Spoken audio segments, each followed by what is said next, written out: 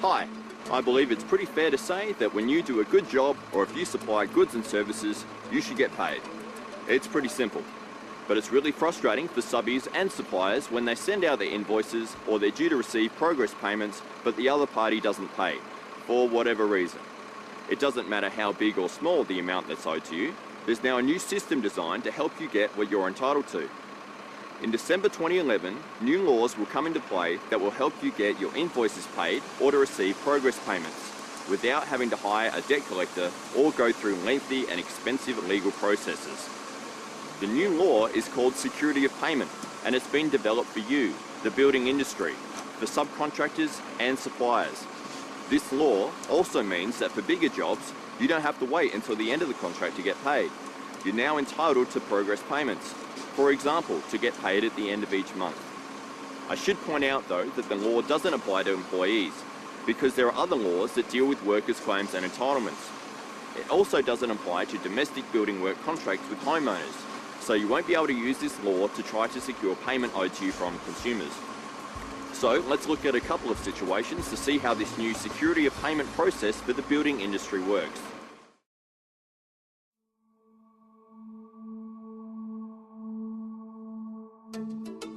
This is Harry and his partner Susan. Harry spends his day working on building sites, and from all reports, Harry's pretty good at what he does. His wife Susan is a stay-at-home mum, and she looks after the all-important paperwork. Harry works as a subby for a few different building companies, and he usually receives progress payments as each stage of his building project is complete. But if a building company is slow to pay Harry, or doesn't pay him at all, it puts pressure on Harry and Susan and their household. When that happened in the past, Harry and Susan would have to chase the building company for payment. Often this was a long and stressful process. Sometimes the building companies would fob Susan off by saying that their clients hadn't yet paid, so the money couldn't be passed on to the workers. Well, all that is a thing of the past. Harry and Susan can now make a payment claim. To do this, Susan writes to the building company. The letter must include 3 important details: the construction work that the payment claim relates to, the amount being claimed, and that the claim is being made under the Building and Construction Industry Security of Payment Act. If you wish to make a payment claim, then make sure that your claim covers these 3 elements too. Sending the letter by fax or registered mail is best so that there is evidence that you've sent your claim. So Susan prepares the letter, which takes just a few minutes to write and fax, and the new security of payment process begins. The building company has 15 business days to respond to the payment claim. The company will either pay the claim, ignore the claim, or provide a payment schedule showing what they will pay and when. Thankfully, the building company agrees to pay. That's good news for Harry and Susan. But if the building company had not responded to the payment claim within the 15 days, or they only offered to pay a smaller amount, then all is not lost. There is still something you can do to get the money you're entitled to. I'll talk about that a little later.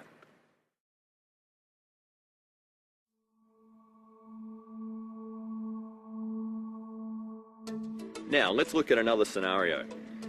There are many businesses that supply goods and services and raw materials to the industry. Anything from screws and washers to hiring compressors and backhoes through to supplying steel girders and trusses and other expensive gear. In the normal course of business, goods and services are supplied. Invoices go out, and in most cases the payment comes in and everyone's happy. However, we all know of situations where things go pear-shaped.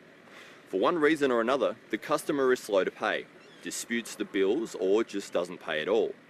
That's when the security payment system really comes in handy. Jim's been supplying to the building industry for 20 years. In the past, he's had to chase customers for money, and often it's been difficult because he doesn't want to jeopardize his relationship with his key customers. Nonetheless, Jim needs to be paid for the goods and services supplied. Now, things have changed for the better. Jim can simply make a payment claim. To do this, he writes to the customer. His letters cover the 3 details required: the goods or services that the payment claim relates to, the amount being claimed, and that the claim is being made under the Building and Construction Industry Security of Payment Act.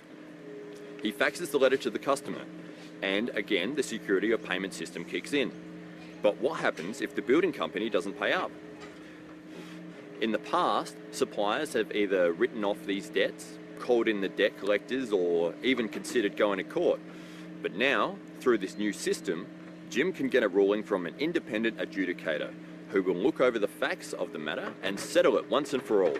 Let's look now at how the adjudication process works.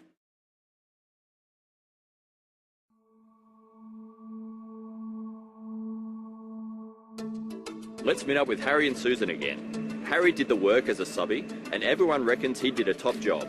The job was done to spec, it was done on time, there were no complaints. Susan noticed that no progress payments had been coming through, so she made a payment claim against the building company. 15 business days later, the company hadn't responded to the payment claim, so Susan decided to apply for an adjudicator.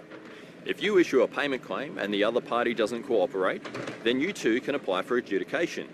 You can do this if the other party doesn't respond to the claim within 15 working days, or they offer to pay a lesser amount, or they provide a payment schedule that you agree to, but then they don't follow through and make the payments according to that schedule.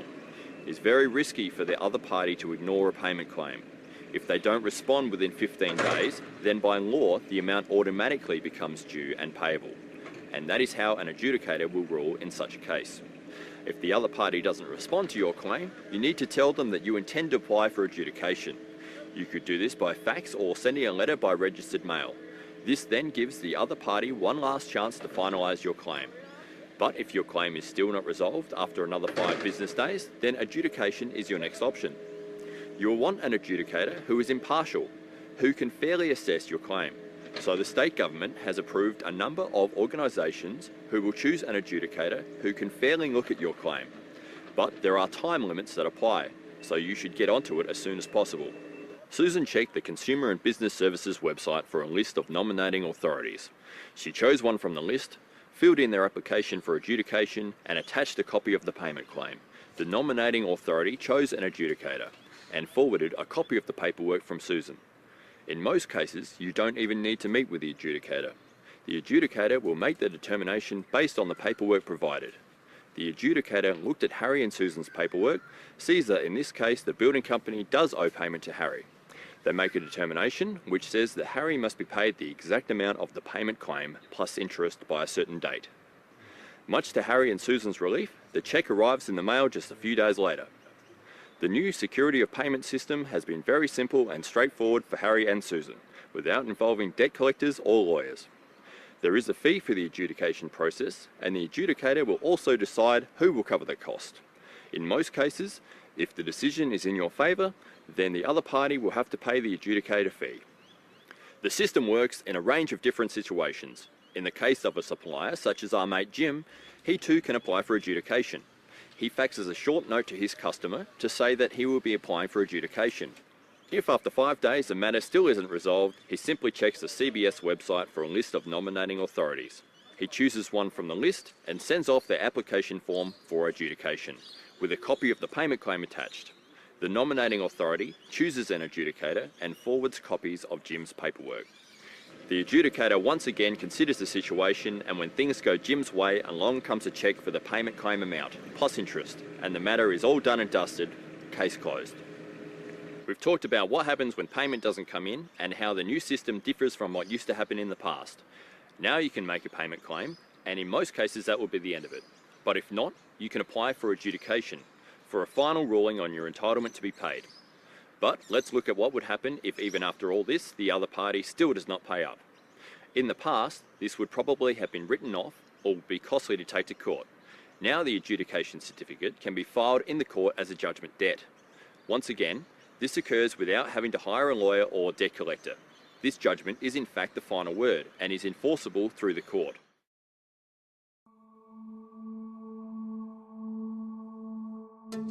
So let's cover this again. Whether you're a building subcontractor or a supplier to the building industry, when payment owed to you is not forthcoming for whatever reason, this is what you can do.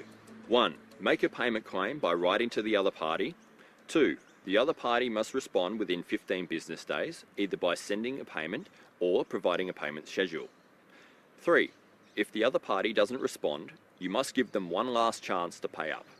Tell them you will be applying for adjudication and they have 5 business days to resolve your payment claim. 4. If the claim is still not resolved, then you can contact a nominating authority. These are listed on the CBS website, and they will appoint an adjudicator.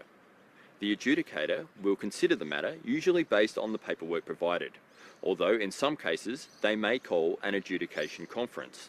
The adjudicator will make a determination. 5. This determination will usually be the last word. It is now clear to both parties whether or not a debt is payable, how much is to be paid, and by when it should be paid. If you'd like more information about the security of payment process and how it can help you, visit the Consumer and Business Services website at www.cbs.sa.gov.au. So remember, we all agree that when you do the work or supply goods and services, you have the right to be paid. It's that simple. But when things go pear-shaped, or when your payment doesn't come through, then this system is here to help you.